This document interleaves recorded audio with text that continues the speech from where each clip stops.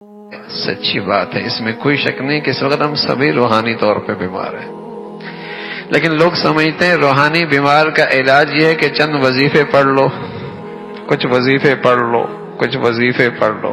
ارے روحانی علاج تو یہ ہے جو اللہ نے اس روح کی آسمان سے زندگی بھیجی ہے، اس روح کے لیے جو آسمان سے زندگی بھیجی ہے، اس روح کے لیے جو آسمان سے غذا بھیجی ہے، اس روح کی تر و تازگی کے لیے آسمان سے جو سامان کیا ہے وہ میری زندگی میں آ جائے، یہ میری روحانی علاج ہے، یہ روحانی علاج ہے۔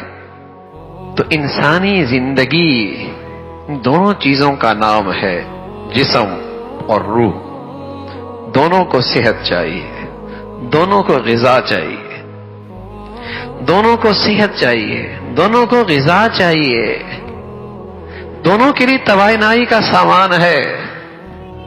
مسلمان سویرے اٹھا کرتے تھے، سویرے سویرے مسلمان مرد عورت سویرے سویرے اٹھتے تھے تو سب سے پہلے اس اندر کے انسان کو ناشتہ کرایا کرتے تھے، اس کی غذا کا اہتمام، تہجد پڑھ لیا، فجر پڑھ لیا، تلاوت کر لیا، اپنے اللہ سے مناجات کر لی، سبحان اللہ۔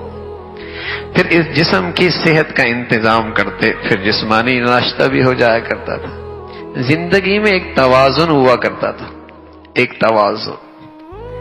چند دن کھانا نہ کھائے، ناشتہ نہ کرے، کہتے ہیں آنکھوں کے سامنے اندھیرا آ جاتا ہے، دفتر نہیں جا سکتا، فیکٹری نہیں جا سکتا، کارخانے میں کام نہیں کر سکتا۔ ارے بھائی، اسے اندر کا ناشتہ دیے بغیر تم نے باہر بھیج دیا، کیا تماشا کرے گا فیکٹری میں، کیا فساد مچائے گا کارخانے میں، کیا مصیبت بنے گا بازار میں۔ اس کی زبان، اس کی نگاہیں، اس کے اعضاء اور جوارح کتنے غلط استعمال ہوں گے۔ سویرے سویرے اٹھا کرتا تھا، تصور نہیں تھا کہ مسلمان کا گھر ہو اور اس گھر میں سویرے قرآن کی تلاوت نہ ہو، تصور نہیں تھا مسلمان ہو اور اس کی زندگی میں فجر کی نماز نہ ہو، تصور نہیں تھا۔ یہ تھا منافق جس میں ذرہ بھی ایمان کوئی نہیں۔ فجر کی نماز اس پر بھاری ضرور تھی لیکن چھوڑنے کی ہمت اسے بھی نہ تھی، اس پر بھاری ضرور تھی لیکن چھوڑنے کی ہمت اسے بھی نہ تھی۔ دن کا آغاز ہونے لگا ہے تو مسلمان سب سے پہلے اپنے اندر کے انسان کی توانائی کا انتظام کرتا